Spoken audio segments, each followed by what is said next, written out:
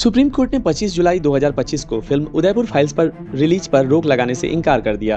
Court ने कहा कि अगर कोई आपत्ति या याचिका लंबित है तो दिल्ली हाई कोर्ट उसे 28 जुलाई 2025 को सुने और निर्णय ले।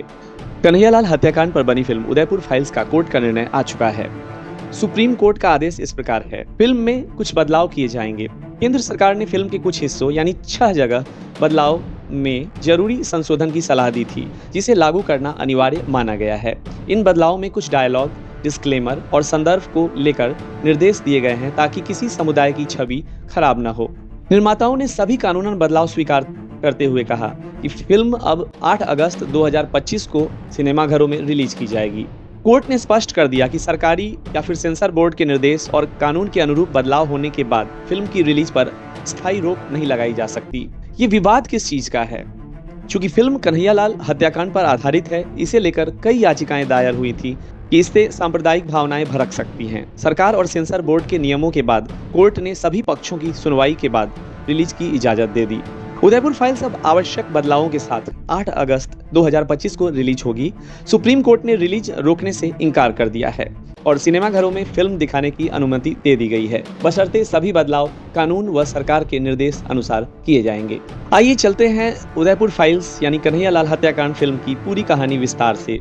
यह फिल्म 2022 में राजस्थान के उदयपुर में दर्जी कन्हैयालाल के दिन दहाड़े हत्या पर आधारित है। फिल्म के कई हिस्से, तथ्य, कोर्ट दस्तावेज, पीड़ित परिवार की आपबीती और घटनास्थल के माहौल के आधार पर सिनेमाई रूप में दिखाए गए हैं। नीचे फिल्म का कथानक यानी प्लॉट विस्तार से दिया गया है। फिल्म की शुरुआत उदयपुर के एक सामान्य दिन और एक मध्यम वर्गीय दर्जी कन्हैयालाल के उदार लेकिन संघर्षशील परिवार से होती है। कन्हैयालाल एक छोटे से कपड़े की दुकान के मालिक हैं जो अपने परिवार के साथ सहज जीवन बिताते हैं, लेकिन सामाजिक राजनीतिक तनाव धीरे धीरे उनके आसपास बढ़ रहा है। कहानी में दिखाया जाता है कि कैसे सोशल मीडिया पर प्रचलित विवादास्पद पोस्ट के बाद कन्हैयालाल को धमकियां मिलती हैं। पुलिस के पास शिकायत दर्ज कराने का दृश्य भी है, जहां पुलिस व्यवस्था की लापरवाही और पीड़ित परिवार की चिंता उजागर होती है। परिवार के लोग कई बार पुलिस सुरक्षा की गुहार लगाते हैं, लेकिन पुलिस की अनदेखी और सुस्त कार्रवाई से वे असहाय महसूस करते हैं। फिल्म का सबसे खौफनाक और भावनात्मक हिस्सा वह है जब 2 युवक कन्हैयालाल की दुकान पर ग्राहक बनकर आते हैं। दुकान में मौजूद सीसीटीवी कैमरा से हत्या का दृश्य रोंगटे खड़े कर देने वाला दर्शाया गया है कि कैसे धारदार हथियार से दर्जी की बेरहमी से हत्या की जाती है। हमलावर न केवल हत्या करते हैं बल्कि इसका वीडियो रिकॉर्ड कर सोशल मीडिया पर अपलोड कर देते हैं। भय, दहशत और गुस्से के माहौल की सिनेमाई अभिव्यक्ति होती है। हत्या के तुरंत बाद शहर में तनाव, सन्नाटा और गुस्सा फैल जाता है। फिल्म में दिखाया जाता है कि प्रशासन किस तरह से कर्फ्यू लगाता है। पुलिस सेना की तैनाती, शांति बहाली के प्रयास और मीडिया का हुजूम, ये सब अराजकता को और उभारते हैं। पीड़ित परिवार की बेबसी, शोक और न्याय की उम्मीद को निर्देशक ने मार्मिक ढंग से दिखाया है।